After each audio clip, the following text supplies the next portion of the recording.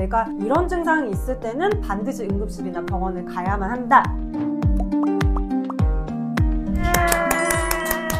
어지럽진 않으셨습니까? 지하철에서 가끔 어지럽습니다. 가끔 가다 있는 거 같아요. 항상 조금 있진 않고 어쩌다 한 번씩. 그래서 오늘의 주제는 어지러움증. 의학용어로는 디즈니스 버티고 이렇게 표현할 수 있어요. 모든 종류의 어지럽거나 현운이나 이런 것들을 통틀어서 한국말로는 어지럼증이라고 하는데, 살면서 한 번은 이 어지러움증을 느낍니다. 근데 제가 오늘 이 영상을 만든 이유는 어느 정도 의사를 만날 수 있다면 사실 문제되진 않은데, 내가 어지러운데 응급하게 병원을 찾아야 하는 건지 아닌지 구별할 정도로 제가 한번 설명을 드려볼 테니까 끝까지 시청해주시면 감사하겠습니다. 역류성 식도염이나 가래 이런 것들은 진단이 한 3-4가지 이렇게 머릿속에 있기 때문에 다른 여러 가지 증상들을 물어보면서 이 기침이나 가래가 기관지 때문이구나, 아니면 식도염 때문이구나, 비염 때문이구나 이렇게 구분을 하면서 진단을 해 나가는데, 환자가 어지러워요 하고 오면 머릿속이 굉장히 복잡해집니다. 마치 잠이 안 와요 만큼이나 너무나 많은 원인들이, 굉장히 위험한 질환들도 어지러움증으로 시작하는 경우가 많기 때문에 진단을 선뜻하기가 어려워요. 그래서 어지러움의 이제 원인을 분석하기에 있어서는 나이가 되게 중요하다. 그래서 저도 진료실에 있으면 원장님 어지러워요 라고 했을 때 제일 먼저 확인하는 게 나이. 70, 80대 이상에서 이제 어지러움증을 느꼈다 이러면은 이거는 조금 뇌에 문제가 있는지 아닌지를 반드시 감별 진단해야 돼요. 왜냐면 뇌혈관에 질환이 있으니까. 두 번째는 성별이 중요해요. 여성에 있어서의 어지러움증과 남성에 있어서의 어지러움증은 원인이 조금 다르기도 하고, 또 여성이 빈도가 많이 높은 어지러움증의 원인이 있어요. 이걸 보고 의사가 중추성 어지러움증인지 말초성 어지러움증인지를 듣는 중이 온 것 같아요. 가운데 좀 말초성은요? 진짜 무식해가지고. 진짜. 중추성은 뇌. 우리의 신경은 어떻게 되어 있냐면, 그림을 잘 그리지는 못하지만 또 그림을 한번 그려볼게요. 자, 이렇게 뇌가 있죠. 척추가 있고, 이렇게 손발이 있고, 다리가 이렇게 나보다. 중추성 신경은 안에 있는 뇌와 척수, 여기로 이제 신경이 가겠죠? 이걸 우리가 CNS라고 해요.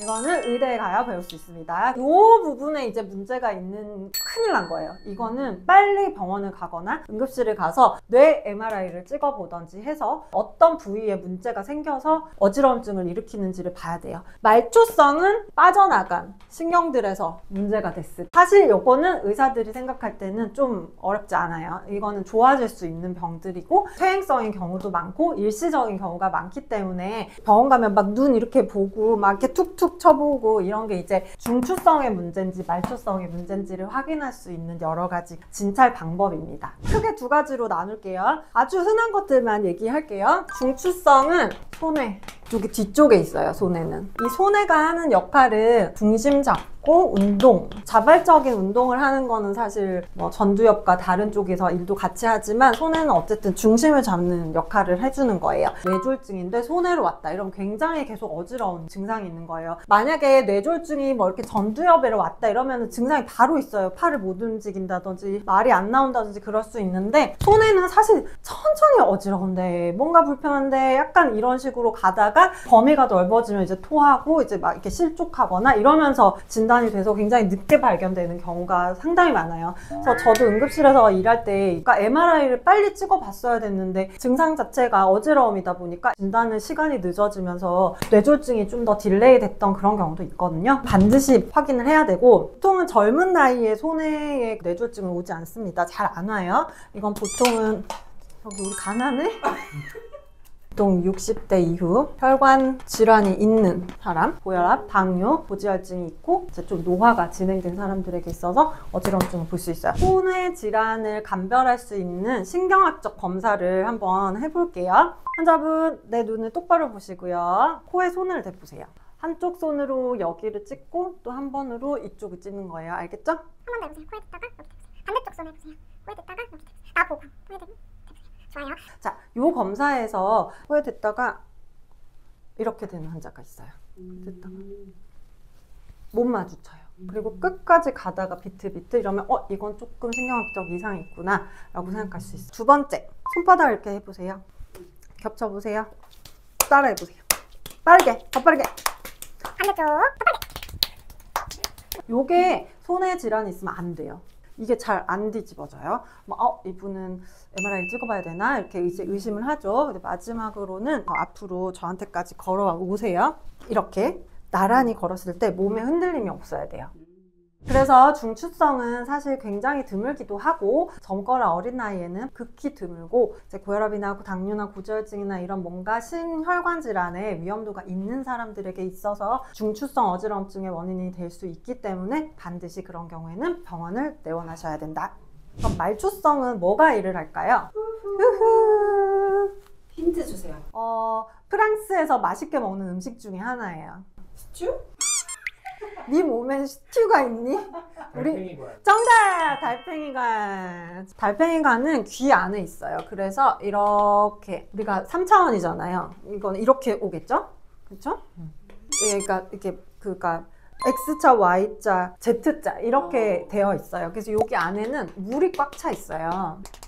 그리고 여기는 이제 이렇게 잡아주는 뼈 같은 건 아니지만 어쨌든 석회 같은 걸로 여기 중심을 딱 앵커링 시켜주는 해부학적인 구조를 가지고 있어요. 굉장히 조그맣다. 근데 엄청나게 큰 일을 한다. 완두콩 정도 되나요? 완두콩보다 더 작았던 것 같아요. 우리 몸이 되게 신기해. 여기 막 이렇게 털들이 달려있어요. 그래서 이게 움직이면 빠르게 그 털들이 인지를 할 수 있게 돼 있어요. 그래서 이렇게 되면 앞으로 가니까 물이 그럼 여기가 인지를 해서 지금 수직으로 떨어지는구나. 이렇게 전정기관이 우리 몸의 중심을 잡는 거예요. 근데 이 전정기관이 정상적일 때에는 절대 어지러울 수가 없어요. 그 이석증 들어봤죠? 여기에 있는 이런 그 딱딱하게 고정되어야 하는 이 물질들이 떨어져 나가는 거예요. 자, 그러면 봐봐요. 물이 있잖아요. 바닥에 이렇게만 있어요. 이 물이 이렇게 갔을 때 이렇게 느끼고 이렇게 갔을 때 이렇게 느끼는 건데 여기 돌이 굴러다녀와. 오른쪽인지 왼쪽인지 알 수 없는 거예요. 그러니까 내가 예상하지 못한 방향으로 내 몸이 흐르는 게 확 어지러운 거예요. 말초성 어지러움증인 게 가장 흔한 게 이석증이에요. 이석증은 영어로는 BPPV라고 하는 질병입니다. 제가 응급실에서 근무할 때 정말 많은 환자들 진단명을 이걸 썼어요. 그만큼 어지러움증의 가장 흔한 원인이라고 할 수 있겠죠. 이석증은 오래 어지럽지 않아요. 갑자기 확 어지러워요. 근데 언제? 자세를 바꿀 때.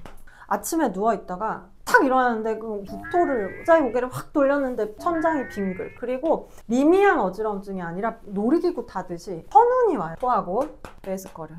좀 지나면 괜찮아져요. 이게 여러 차례 반복되다 보면 이제 안 괜찮아져. 이게 왜냐면 돌멩이 있잖아요. 이게 계속 굴러다니고 있으면. 그래서 이걸 돌을 원래의 자리로 이동시켜주는 치료를 하지 않으면 굉장히 어지러워요. 그래서 이런 건 이비인후과에서 딕솔파이크라고 하는 진단을 하면서 치료가 되는, 사실 현재까지 원인이 정확하지가 않고 그래서 증상만 치료할 수 있고, 그리고 뭐 정맥순환 개선제, 림프부종 개선제 이런 것들을 써서 좀 혈액순환이 원활하게 돼서 이 조그만 돌보다 훨씬 더 혈류량이 많으면 거슬리지 않잖아요. 이런 식으로 치료를 할 수는 있어요. 근데 굉장히 재발이 심합니다. 진단을 할 때는 보통은 위로 올려보세요 하고, 자 여기 당겨보세요, 여기까지 보세요, 빛 보고 계세요, 이렇게 보는 검사가 있어요. 수고했어. 눈이에요. 한쪽을 응시했을 때 눈알이 이쪽으로 탁탁탁탁 튀는 경우가 있어요. 이렇게 계속 고정되어 있지 않고 조금 방향이 여러 군데로 돌아간다거나 하면 이제 이거는 확실히 말초성이다 이렇게 진단을 할 수 있습니다. 일반적으로 이런 생활에서는 확인할 수 없고 이제 이비인후과 가면 어떤 검사를 할까 궁금해 할까봐 되게 재미있는 검사라서 보여드릴게요. 이비인후과 가면은 이런 프렌젤 안경이라고 하는데 안진을 볼 수 있어요. 이 동공이 어떻게 흔들리는지. 그래서 의사가 그 안경을 딱 끼우면 흔들어요. 그 다음에 이렇게 봐요. 안경 안에서 이제 안진이 어떤지 보는 거예요. 5초 이상 지속되는 이런 안진이 있다 이러면 이거는 되게 말초성구나 이렇게 진단을 할 수 있는. 약간 사진 넣어서 보시면 가시지. 제 가정학과 진료실에서 이렇게 어지러움증으로 왔을 때 중추성이 아니라고 판단되면 이석증으로 판단을 하잖아요. 근데 재발하거나 그 강도가 나빠지지 않기 위해서 저 약물 정도는 증상치료제로 처방은 하지만 이비인후과 전문의를 꼭 찾아가서 이런 검사들을 정확히 해서 진단을 받아서 거기에 맞는 전문적인 치료를 할 수 있거든요. 그렇게 진료를 받으실 수 있도록 도와드리고 있습니다. 오늘은 어지러움증에 대해서 간단하게 설명했는데 진짜 간단하게 얘기한 거예요. 의사 동료들이 보면 뭐 이렇게 간단하다고? 라고 할 수 있겠지만 우리 구독자분들이 어느 정도 중요한 건 감별하고 가장 흔한 건 뭔지를 좀 아시는 것만으로도 어지럼증에 대해서 정확히 이해하실 수 있을 것 같아서 영상을 준비해봤습니다. 그 외에 어지럼증에 대해서 본인의 증상이 좀 더 다른 증상이 있거나 하다면 밑에 댓글 써주시면 저희가 거기에 맞춰서 설명을 드리도록 하겠습니다. 오늘 영상은 여기까지고요. 구독, 좋아요, 알림 설정은 사랑입니다. 네, 감사합니다.